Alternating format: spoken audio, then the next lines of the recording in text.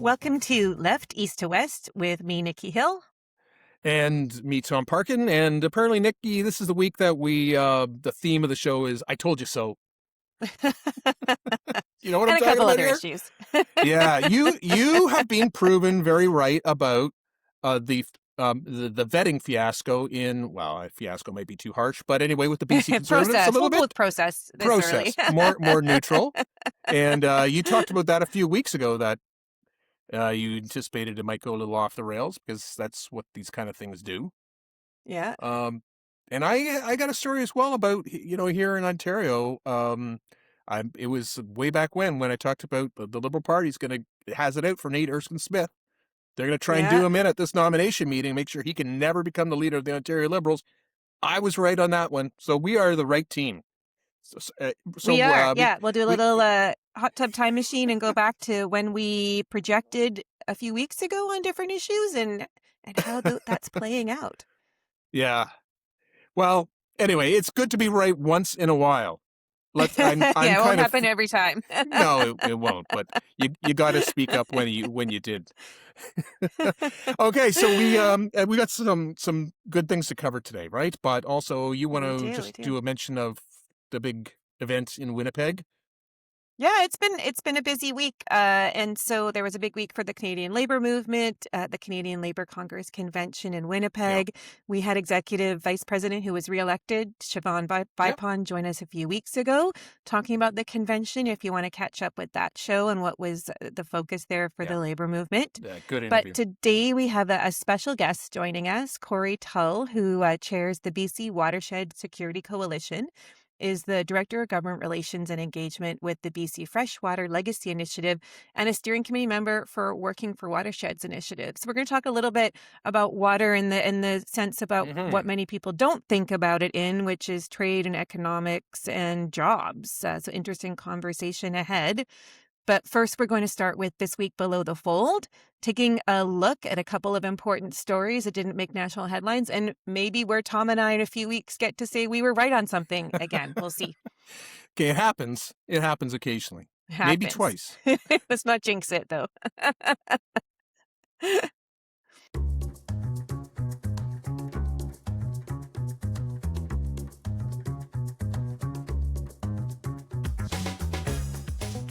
Tom, you have a special interview for us today, so over to you to tell us more. Yeah, Nikki, over the past few months, there's been a lot of movement in Quebec political politics, provincial politics, almost all of it below the fold, except in Quebec. It certainly looks like a change election is coming. So I connected with Quebec political analyst Farouk Karim to bring us up to date. And so we're going to just go to that interview, which I had with him yesterday. Farouk, welcome back to Left, East to West. Thank you for having me. Oh, Farouk, we have two new leaders on the scene. One, a new Liberal leader, Charles Millard, and the new CAQ leader and Premier, Christine Frechette, helping to get their parties closer to Paul Saint-Pierre's Plamondon's PQ, or how is the change affecting the polling? Yeah, the tectonic plates are shifted in Quebec since the change of leadership. Both the Liberals and now the CAQ have new leaders. The CAQ had François Legault as premier for the last 8 years. Very, very unpopular. Think of end of regime of Trudeau. Same thing. Low numbers, low personal numbers. So the change for the CAQ, they're hoping a Carney effect. Let's start with the Liberals, because Charles Millard has been at the leadership for the last 3 months. He has successfully brought back the Liberals in contentions. They're basically tied overall with the Parti Québécois right now. Now, in Quebec, you have to be careful because the overall numbers don't say the whole story. You have to look beyond the overall numbers, and you have to look at the Francophone numbers. In that sense, the Parti Québécois is still ahead by 20 points, which puts them in a position to power. Now, they have been less popular than the last 2 years. Think of Pierre Poilievre. For 2 years, he was ahead by 20 points. That was Paul Saint-Pierre Plamondon. But now with the new leadership, both for the Liberals and for the CAQ, that race is tightened, but among francophones, the PQ is still ahead. And so both Charles Milliard and Christine Fréchette have to do a lot of work among that electorate. Yeah. Quebec Solidaire had its convention last weekend and seems focused on affordability issues, if I read the news right. Is the PQ their competitor? Is that who they're chasing for votes? And how does their affordability focus, if I've got that right, contrast with where the PQ is focused? Yeah, Quebec Solidaire has caught what I call the Mamdani fever, right? So every progressive party, I think, in North America has seen the success of the mayor of New York City. And so Quebec Solidaire basically took the same platform, rent freeze to inflation, wealth tax, and a public grocery store coming up in Quebec. Now, that sounds familiar with the federal NDP and other jurisdictions in Canada that are exploring the same aspect. So that's good for Quebec Solidaire because affordability, like anywhere else in the country, is the first issue for Quebecers. Now, contrast that with the Parti Québécois. The Parti Québécois talks about affordability, but it's all under the umbrella of sovereignty and the referendum coming up. So the problem for the Parti Québécois is that their number one reason, raison d'être, is not that popular. And they're going to have to run on that because that's what the leader said. Quebec Solidaire has an opportunity to talk about the real issues that Quebecers feel. It's difficult for Quebec Solidaire, but they would be able to maintain what they have and possibly maybe win here and there, but first maintaining what they have. And what about our friend Alexandre Boulerice, who's looking for a nomination? How does that fit? Yeah, I think that's going to be a welcome, a new addition for Quebec Solidaire, who has been struggling, let's be honest, since the last general election.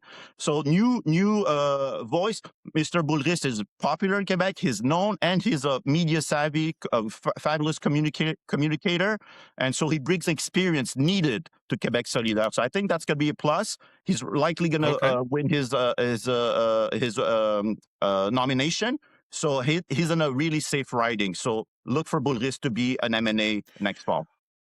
Okay, and finally, Farouk, what about the Quebec Conservatives? They don't have any seats, but they're polling. They have numbers. Are they likely to win seats in this upcoming election in October, or are they just a spoiler for somebody else? And who might they be a spoiler for then? They're going to play both roles. So they will, I'm not going to predict, but they likely will win seats in the Quebec City area, South Shore and North Shore. Why? That's where the conservative part of Quebec is mostly. That's where the federal Conservative Party wins his seats in Quebec. So Éric Duhaime, the leader of the Conservative Party of Quebec, is media savvy. He's a former political staffer, so he's a very agile strategist. So look for him to gain those seats. He doesn't have seats right now in the National Assembly right now, but one independent MNA became a conservative MNA. So now he has access to the parliament with the press conferences and all of that. So look for him to be more present. He wants to win between about 10 seats in that area to make his entrance at the National Assembly. Okay. Well, thanks for this update. It's been incredibly quick, but also incredibly refreshing and insightful. Thanks so much. And that election is October the 5th. That's right? Correct. 5 months away. All right. Okay. Well, we'll keep in touch. Thanks so much. Thank you. Go Habs, go. Okay. So, Nikki, you've been watching some interesting threads which affect pretty much all of us, how our data is being used, and who we actually trust with it. Yeah, I think this is an interesting one to watch, and it seems to be hitting a bit of a peak right now. There have been two stories in the news this week that jumped out to me that have connections in different ways. So one on the national census, which we've all been getting our reminders to do the national census and do our duty. And the other is actually about the BC Conservative race here in BC, which I'm pretty sure last week I said I wasn't going to talk about again until it was done on May 30th. But there are, some related threads here which I think are of interest, but maybe also speak to some demographics of voters as well. So both are, though, really centered on the same question. How comfortable are Canadians about sharing personal information? And we have seen some other stories lately that I think, make people nervous about where their data is going. But we're seeing, a relationship here as well with both voting and the census. So census-wise, every 5 years, Canadians have to fill it out. Hopefully you have done yours now so you can avoid the reminders. It's just asking about household demographic information.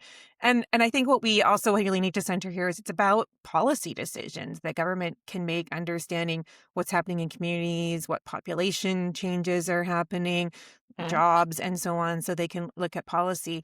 And I think one of the things that always makes me laugh during census time is if you live in a world of policy nerds, which apparently I do, the number of people like my husband and I who were disappointed just to get the short form Oh, versus I all know. of those politicos who are bragging about their long form online. And so, tough times depending if you like to hand over your data to the government or not, I guess. But something I'm really been seeing, and news has been carrying this to some degree as well, is people with a more noticeable pushback this time.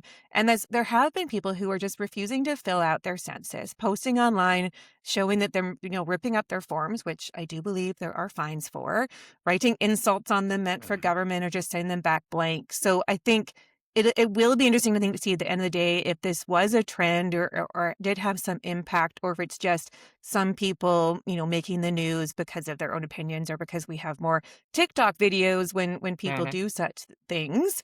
Mhm. But I also do think, one of the things that made me think about the relationship here into something like the BC Conservative Party race is the fact that on the news the other day, I was watching a couple interviews where the people were specifically, writing F the Liberals on their census and sending it back and showing it on the news. So it made me think a little bit about some of Mhm. that convoy demographic, those folks who were, thinking a little bit more about the individual freedom movement and how that relates into some of this data challenge as well. I Mhm. think the other thing, though, is your big challenge here for your community with people who consciously don't do it or send it back blank or with profanity on it, whatever your choice is there, is it actually does impact your community, because this is how government figures out where schools need to be built, hospitals, how much funding you need for different issues. So if you get undercounted, you actually could get less funds. So if you're angry at government, you're kind of messing with your own community here by not doing it. And if you look at the big picture here. And the other thing I think we're seeing more on this census is misinformation. So we're seeing a little bit more from Stats Canada, even from members of parliament as well, just trying to address the fact that there is more misinformation out there, reassure people that the data is protected, that it's confidential, Mhm. it's not being shared with other agencies. But I mean, again, that's probably not surprising. We saw some, big data breaches recently with the Alberta separatists. We're seeing these concerns, I think, sort of all feed together. But the second story that's interesting, we're also seeing a lot of pushback around data use and collection, is that BC Conservative leadership race. So we're Mhm. in the final couple weeks here of voting. Voting started last week. And members do have to go through a pretty intensive verification process. So, which, makes sense. I think you want to make sure that people who are party members are verified in different ways. I think political parties have that obligation. Some people have gone Mhm. as far as to call for, the Elections Canada or Elections BC or your own provincial Mhm. elections entity to actually rule over leadership races. And I think, there's a case for that, having run them myself for the BC Yeah. NDP, to see how they're handled in a way which does require identification and eliminate some of that fraud. But the catch here in the BC Conservative race is that they've hired a company from the US. So voters are pushing back, and those are BC Conservative members, about the fact that they have to upload their driver's license, their Mhm. passport, take a Mhm. selfie to confirm their identity through facial recognition. So the Conservatives are having to do a lot more work to set up some in-person verification and voting systems as well, to address the fact that they have a demographic of folks who are not comfortable with what's been set up in terms of the online system for verification so they can vote for their leadership candidate choice. And some are raising that concern of how they avoid handing over data to a foreign company. And of course, with all of the implications around that being a company based in the US, what happens to it? And if a US company would be following some of Canadian privacy expectations as Mhm. well. Mhm. So I do think both these stories, you've got some similar tension, but I also think we have some similar demographics pushing back on how their data is being used. Overall, I do think that Canadians in general are paying a little bit more attention to data use. They're seeing stories pop up in different provinces already. And so you do have to make sure and process whether that's planning communities or making sure leadership vote isn't being manipulated. That what we're seeing now is people saying, okay, how much of my data is too much? And more importantly, do I trust the people that I'm giving to with it, whether it's government or the political party that they've joined? Because really, this all comes down to trust. And so the other thing that I think jumps out to me here is that once that trust starts to erode, and some politicians Mm, have definitely been driving mistrust in, the yep. past few years, you do see that impact right away. So people skip the census or they're on the news writing F the Liberals on their cards and sending them back. People opt out of voting in races that they've opted into. And suddenly those systems that actually depend on our participation aren't working as well as they are supposed to work. So those aren't just isolated stories. I think they're, a snapshot of a bigger shift happening Yeah. right now. But I would also argue one that some of the MAGA movement has been driving with messages about government distrust, which maybe seem to be having a little bit of a boomerang effect in some cases. Mm, yeah, it's one of those weird emotional flow kind of things because I think Canadians are generally trusting of government Yeah. and companies, and know that we do have laws to protect them. Although we all see hacks Hmm. when so we know that.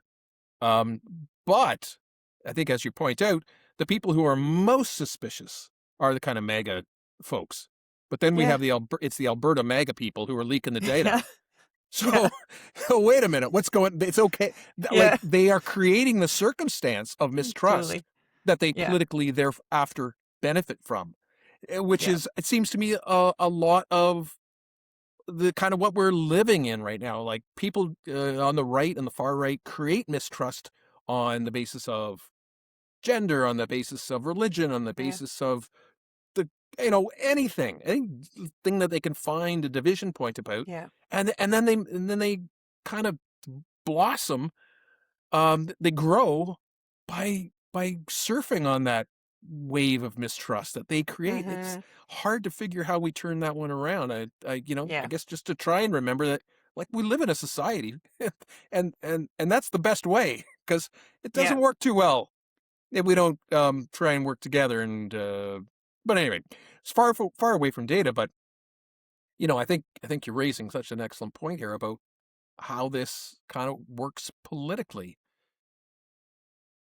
Yeah, it's been interesting to watch. We'll see how it flows out for the Conservatives by the time they finish their race on the 30th. And then we've got a little bit of time for people to finish their census data and find out what exactly happened and if it was just a blip Yeah. or that people actually did skip out on it or Uh, spoil those census ballots. yeah, might have been 5 people performing for cameras, we don't know. Yeah, exactly. We'll see. Just one ballot on TikTok. Yeah, exactly. Repeated by 17,000 bots. Yeah. Okay, we're going to take a quick break and come back with Corree Tull. All right.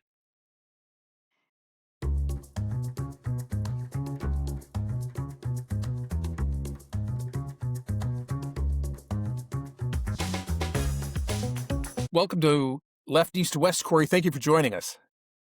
Thanks for having me. It's a pleasure Yeah. to be here. Now, Corey, you're the chair of the BC Watershed Security Coalition, director of government relations and engagement with the BC Freshwater Legacy Initiative, and a steering committee member for the Working with Watersheds initiative. So you know a lot about water and how we manage it for the future. And it seems like a timely discussion to have. So, Corey, you've been working on these watershed issues for a lot of years. With tensions with Trump and his eye on our water and government focusing on major projects in more traditional ways still, tell us why water is such an important part of an economic and trade conversation at this current moment. Yeah, I think it's an important conversation, and I appreciate the question because I think an important place for us to start here is just by understanding like what is watershed security, Mhm. and watershed security. It's really about how we're ensuring that our communities, our economies, our ecosystems that all rely on healthy, dependable water over the long term. For our drinking water, our food production, our energy, and the variety of different industries. And our ecosystem health that are really dependent on this this, and as we're seeing climate pressures really intensifying. And so, water right now, one of the things we're seeing is that it's becoming really a defining economic and geopolitical issue of this century. And, just earlier this year, the United Nations University, warned that we've entered an era of global water bankruptcy.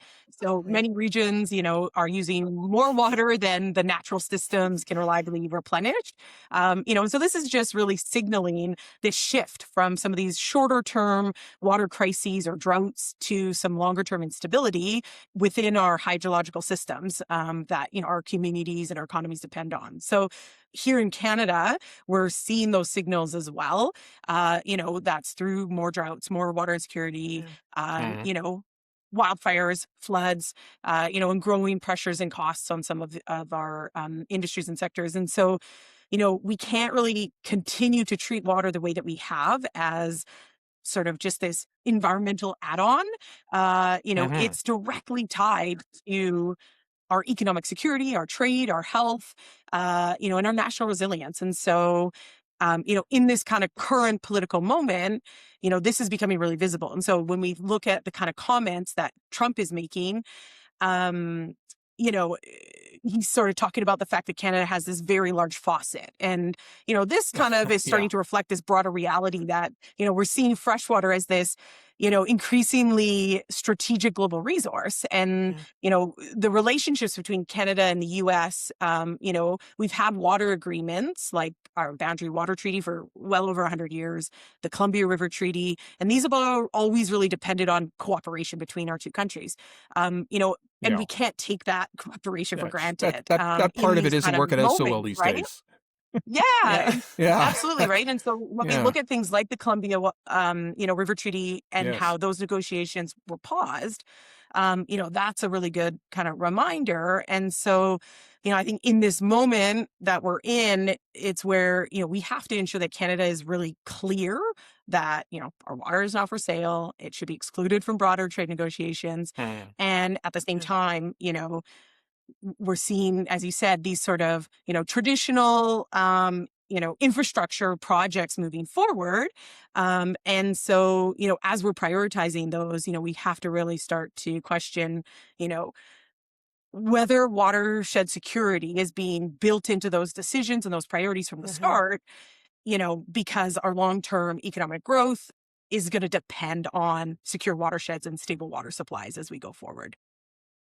Absolutely. And let's build a little bit more on that piece. So we are seeing a lot of focus from governments, provincially, federally, in the last just over a year, really, since the Trump administration came in, on infrastructure as major projects. You and your colleagues, which I would say is a pretty diverse and large group of colleagues and coalition partners, argue that watershed security should be treated as core infrastructure.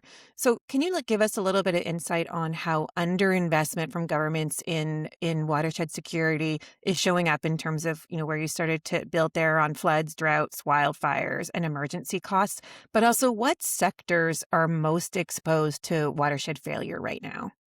Yeah, it's we do work with a diverse group of folks, which is really great in how we think about this work, and particularly how we think about watersheds as core infrastructure. And I think for most people, when we talk about infrastructure, right, roads, bridges, pipelines, dams, but healthy watersheds, they are infrastructure. So when we think about our wetlands and our forests, our floodplains, our aquifers, these all perform these essential functions that our communities rely on every day. And I think most of the times those sort of systems, or this natural infrastructure, it's quietly doing its job. It's in the background. Our watersheds, they're regulating our water supply. They when they're healthy and they're functioning, they are reducing, flood, severity. They minimize wildfire risk, and they're recharging the groundwater that we need, supporting our drinking water. But when those systems, our watersheds, now they're degraded, we have got decades of cumulative impacts from, land use decisions and different management and underfunding. Now these costs from that are starting to show up. And so that's where we're seeing this through these, with rising disasters from floods and wildfires and droughts, these costs are increasing exponentially, and they're putting increased risk and costs onto other sectors as well that are dependent on that. And so we're seeing governments responding with billion-dollar crisis response, and this is happening year over year, and instead of, thinking about what is the role that our watersheds play as infrastructure, and if we can invest in those up front, how can we then minimize those costs in the first place? So then when we start to look at some of these sectors right now that are really exposed to some of these crises that we're seeing, I think one of the obvious ones is agriculture. Of course, it's highly exposed. Food production, depends on reliable water. And, of course, drought restrictions, can affect irrigation and, of course, reduce, crop yields and costs. One of the other ones that, we're starting to see more and more is around our energy systems and hydropower. It can become more vulnerable, whether that's changing snowpack, our river flows. And, in 2023 in BC, we had a really bad drought. And in that sort of 23-24 fiscal year, hydropower generation in BC saw, about $1 billion drop in revenue.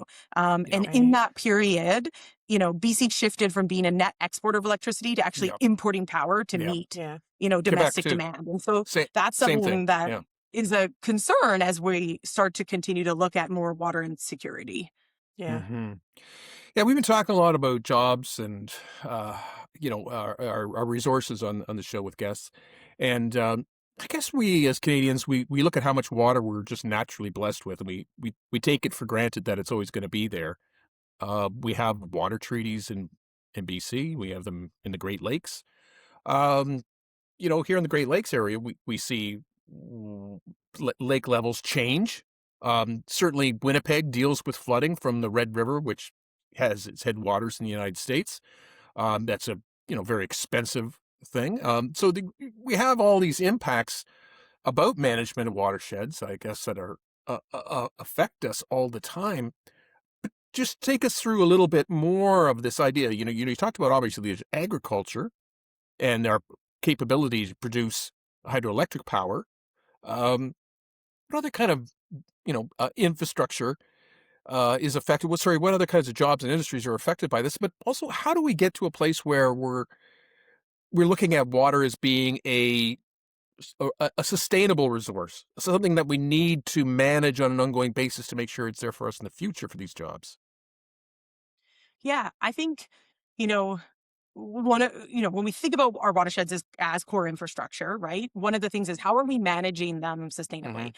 And so one of the things that comes along with that is the work to do that. And so, I think sometimes there's this misconception that, maybe the work within, the watershed work is about conservation or just environmental protection. But in reality, what we found is that, watershed work is a major workforce and economic sector, at least in British Columbia, and I can assume across the country as well.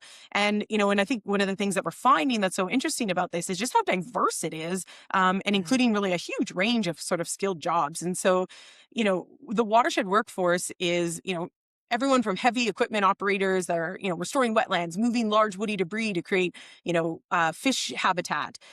We have, engineers that are, designing water systems, or Indigenous guardians that are monitoring rivers, doing wildfire mitigation, biologists, there's technicians out there collecting water data, or even entrepreneurs across Canada that are developing clean water technology.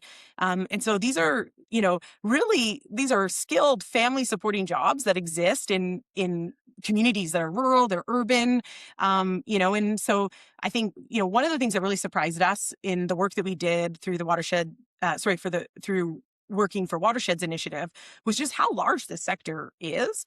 And our research found that, this sector can support roughly 47,000 direct and indirect jobs. And that contributes more than $5 billion in GDP. And that's more than agriculture and on par with mining. And so we need to start really thinking about, this much bigger national opportunity here as, water security and climate adaptation and infrastructure needs are continuing to grow.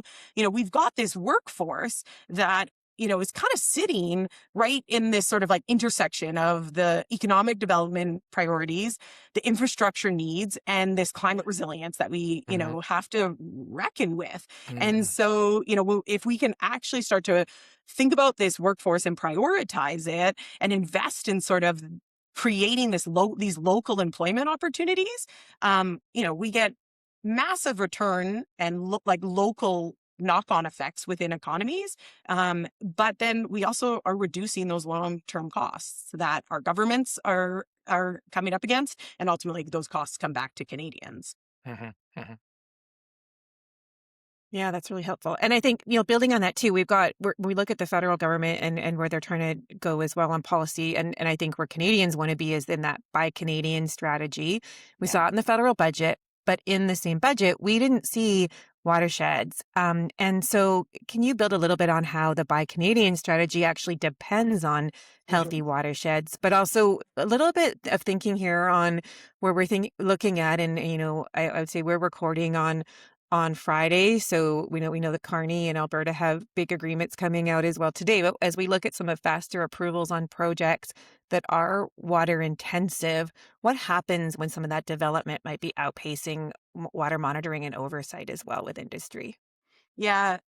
You named that well, Nikki, just in that we didn't see watersheds in the recent budget. And obviously, as I sort of was saying, our economy, like, it depends on water. And so, I think that Buy Canadian strategy, it depends on healthy watersheds for all of those sectors that the federal government is prioritizing that they want to strengthen. And so, and I think even, the recent announcements around, new sectors like AI and data centers, right? Large data centers, they also require an enormous amount of electricity and water for cooling, and yet kind of water availability and watershed impacts are still often treated as these kind of secondary conditions, right? Yeah. In these policy discussions and economic priorities. And so, I think it's important that we start to think about sort of what those robust regulations and considerations need to be and the potential impacts on our communities and our water needs.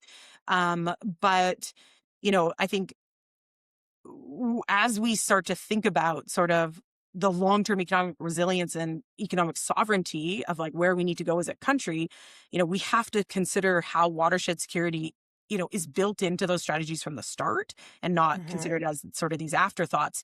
And I think that's where, we see two things, a real gap in sort of the scale of investment. So like in the budget, right, we've got massive amounts of money that is going into these industrial strategies versus roughly nothing that's going into like our freshwater systems that make the success and the growth of those strategies possible.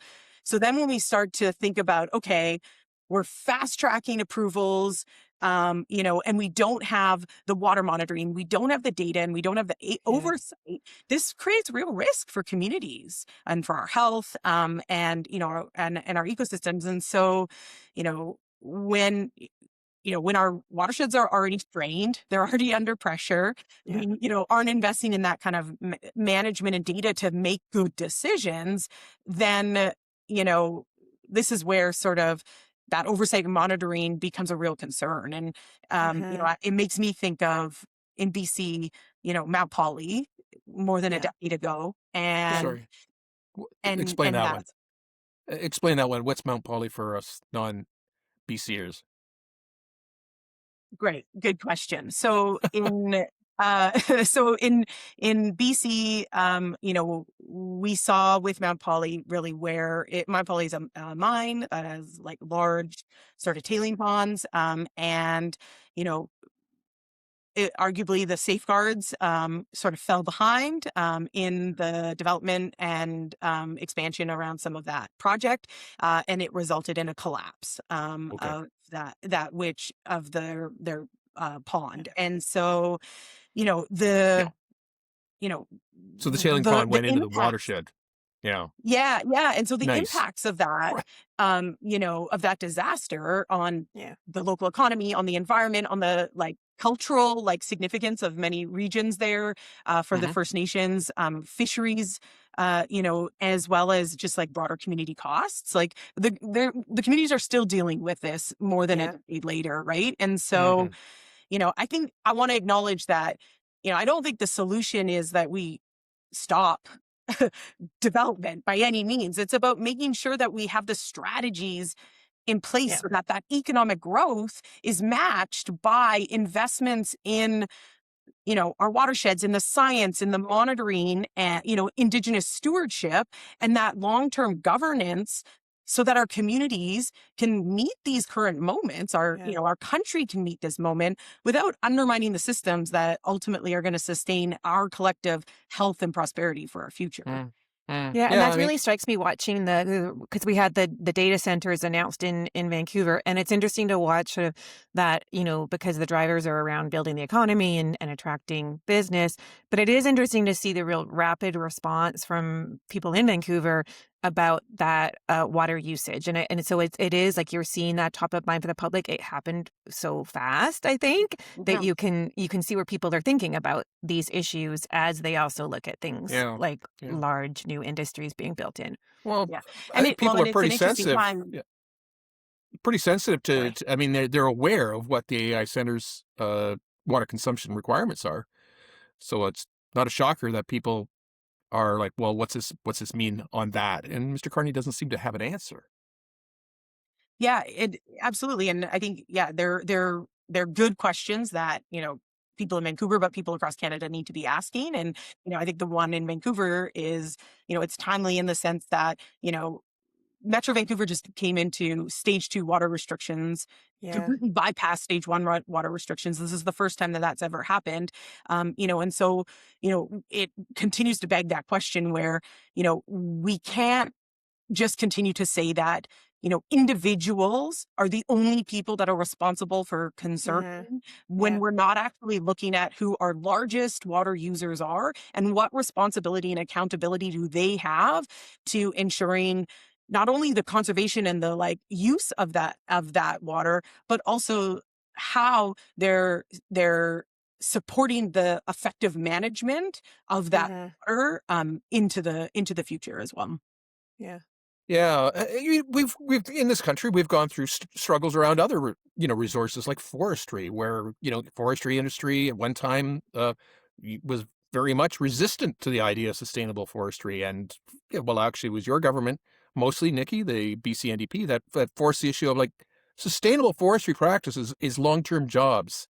Or the fisheries, same. I mean, you can deplete these resources, and I guess this is the question that is hanging, is as we put more pressure on our water requirements, is there a way to manage it so that this expansion is long term sustainable? Um, and the twist in this case is so many of our watersheds are shared by the United States, and we have treaties, but we have a guy down there who doesn't respect treaties or respect us very much. Um, what has Mr. Trump said about our water and that should be raising alarm bells or giving us some idea of what he thinks Canada's water where it should flow? Yeah, well, I mean, I think the consistent thing that we've heard from Trump, I mentioned it earlier, was just this idea that we Yeah, are just a really large faucet. And, right.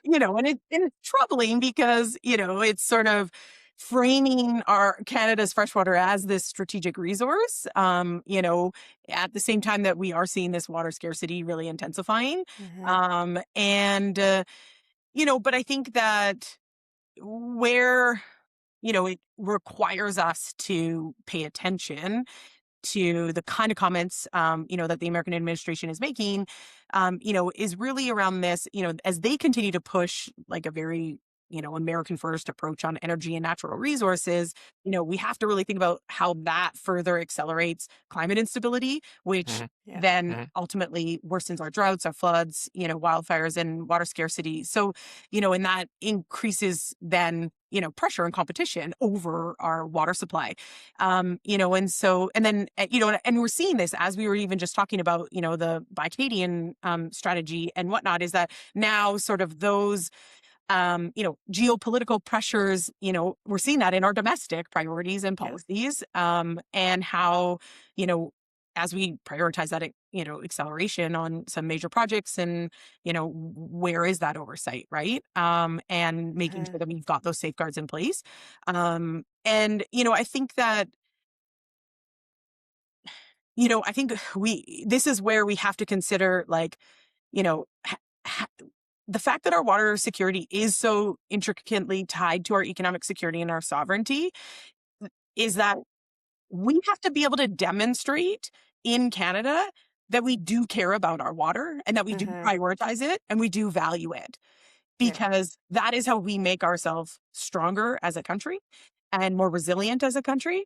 And that's where we need to be able to actually prioritize, Yes. strengthening the governance, the better decision making, strengthening the data that we have to do that. And that's where then we can strengthen our cross-border, agreements and making it abundantly clear how we prioritize water in Canada.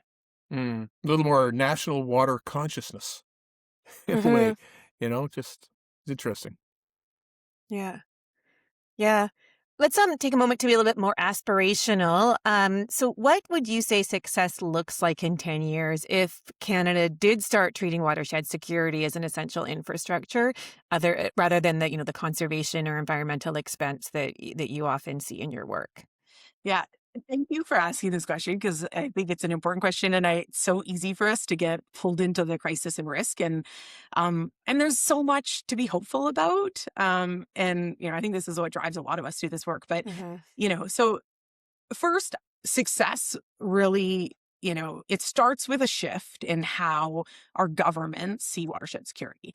I think 10 years from now, success looks like, all of our governments treating healthy watersheds the same way we treat other essential infrastructure, and as something really foundational to our economy, our public safety, our prosperity. And, most importantly, it means that, we're moving beyond sort of these, short term, like throw some money here and a few grants there, to like stable funding that communities and watershed initiatives can really plan around. And then what this means is that our governments are working together differently. And so we can have collaboration between nations, and Indigenous governments, municipalities, provinces, territories, and federal governments. And so we're planning at that sort of watershed scale instead of in these silos and reacting to crises. And I think that collaboration, is really, if that's backed by shared water data and monitoring systems like across the country, and I think that's where like the Canada Water Agency can like play a really important role in leading, then, we're working, from an understanding of like risk, supply, and long-term availability in like an appropriate way, and then we start to actually see the impact on the ground. And so that's where, in 10 years, we still have rivers flowing clean with reliable water, even though, as predictions are showing, hotter, drier summers, and we've got this workforce that's growing and it's out there and it's doing the work to ensure that our communities are no longer stuck in this crisis mode. And they're prepared and they're resilient, and there's less pressures from these crises that we're seeing, less boiled water advisories, less costs, less water shortages, and then there's also those successes economically that our communities are facing, whether that's more certainty for our farmers and our energy systems, or our, housing or tourism, but it's thousands of jobs where people are staying in their communities. And, I think for me, when I think about the work that I do and the people that I get to work with through the BC Watershed Security Coalition, it kind of becomes a bit even simpler than this, in that, Dr. Shannon Waters, she said something that was like, if we take care of our watersheds will take care of us.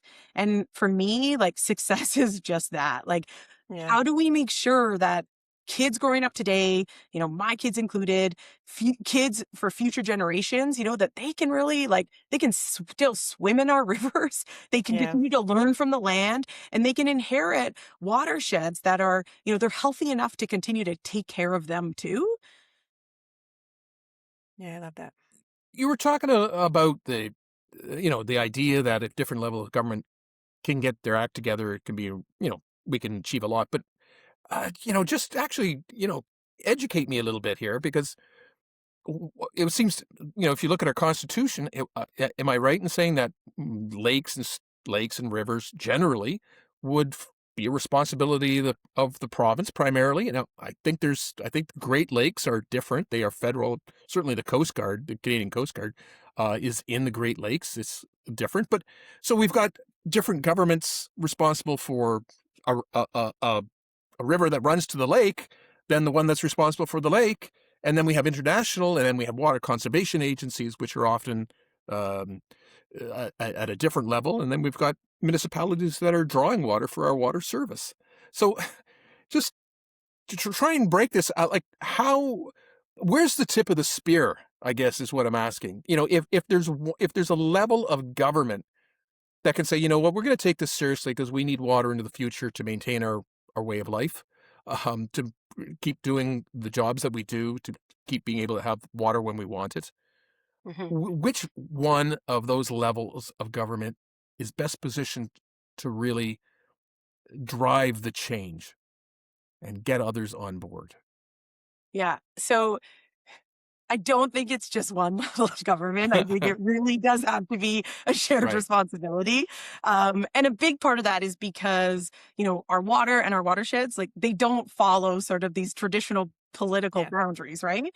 And so we have to ensure that all levels of government are involved. Whether or not our system right now is designed for that. But, because the challenge right now is that water's managed kind of everywhere at once, but not always together or aligned. And so then we have these different jurisdictions, obviously, right? Not talking to each other, or not planning jointly, or investing in coordinated ways.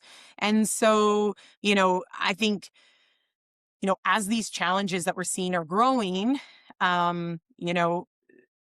we have to start to think about who's in the best position to be doing what work, and where does that collaboration and alignment need to come together. And so I think this is where local governments really matter. Interesting. Municipalities are often like the level of government closest to the impacts, but they're also the ones kind of best positioned to convene with their communities, with their neighbors, as well as across those kind of jurisdictions that can bring people together, provincial, federal agencies, Indigenous governments, to really align around that planning and infrastructure delivery.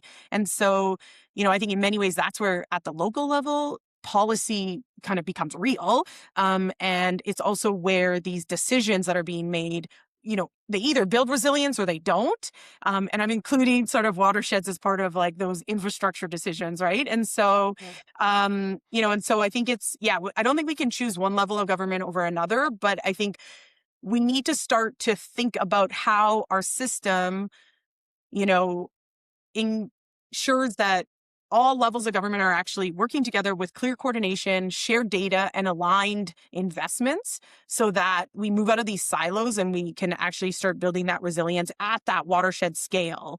And so this means that, we can start to do more integrated watershed level planning and governance approaches, that connect watersheds, land use, infrastructure, fisheries, thinking at that watershed scale rather than purely just, administrative kind of boundaries.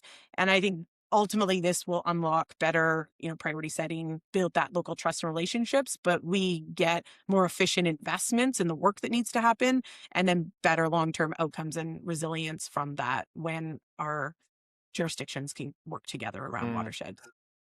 Yeah, it's an interesting discussion, Corree, and I think it's something, I'm glad we were able to shed a little bit more focus, put a little bit more focus on it with you. And we should see if we can continue the conversation and help raise that awareness of watershed and the impact on our economy, on our politics, on how we see ourselves as Canadians. So thank you so much for joining Left East to West. Appreciate it very much. Thanks for having me. Thanks, Corree. Yeah, great to meet you. Don't go away. We'll be right back with Love It or Heave It.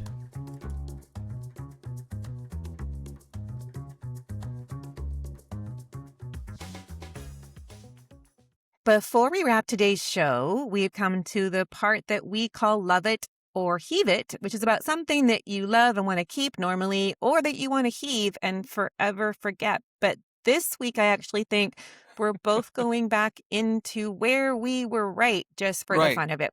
Yeah. What do We're you going to got, Tom? rename this How segment right were this week. you? We're going to rename this segment. You should have listened to me then. Yeah. Well, I am loving that on the show. Back on February the 16th, I predicted the Ontario Liberal brass, by any means necessary, was going to try and knock out Liberal MP Nate Erskine-Smith at an upcoming provincial by-election nomination, because that would make his campaign to become the Ontario party leader, as I said then, dead on arrival. And it pretty much is. I'm also loving that some Liberals on social media said my prediction was ridiculous. And to them, my friends, I'm accepting your apologies by email, or you can DM me. I'm very flexible on this. Should we put the show email address in this point? X or wherever they want. I'm open to anything. Postcards are nice too. A Win era backroom team, including Ted Lodgko and Tom Allison, were reunited here to stop Nate. They ran a wealthy, unknown businessman, Asanul Hafiza, against Nate, and it was extremely messy. And the fallout isn't really fully known yet, because it looks like there's going to be some ongoing legalistic battles. But as of today, it seems like Lodgko and Allison did narrowly stop Nate. And Tom Allison ran campaigns for Kathleen Wynne, Bonnie Crombie, and John Tory. Lodgko was campaign manager for former Wynne Cabinet Minister Han Dong when he ran for a federal Liberal nomination in 2021. And a foreign interference inquiry was called after news broke that an official of China's Toronto consulate paid for a busload of Chinese private high school students to attend that Liberal nomination and go vote for Mr. Dong. Dong's campaign denied any knowledge, Nikki. It was just a coincidence. So, in this particular contest in Scarborough Southwest provincial by-election, the PCs have not named a candidate yet, and while the Liberals are fighting each other, the NDP is out putting a lot of resources into building a team around a candidate that they nominated several weeks ago, Fatima Shaban, who's been out on the doorsteps. And this is a very high priority by-election. Very important to all three parties, will be watched closely. So it's kind of a waypoint, a milestone toward the eventual election that still in Ontario is, still 3.5 years away. Oh, yeah. No, I know Some it's time going to for be this. a long time. Yeah. What are you right about? What are you What am loving I right about? that you were right about many weeks ago?